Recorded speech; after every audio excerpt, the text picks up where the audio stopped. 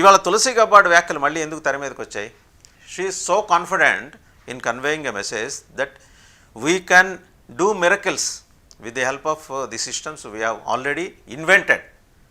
ఓట్లని తారుమారు చేయడానికి కావాల్సిన వ్యవస్థను మేము తయారు చేసుకుని మా దగ్గర పెట్టుకున్నామని ఆవిడ చెప్పింది. ఇప్పుడు కాదు, ఆవిడ ఇంతకుముందు ఎప్పుడో మాట్లాడారు.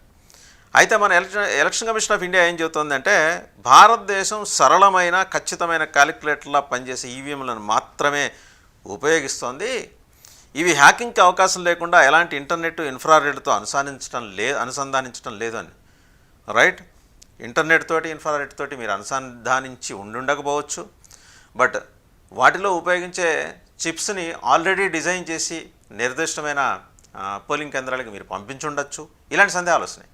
ఇప్పుడు ఒక్కసారి అనుమానం అంటూ రాకూడదు.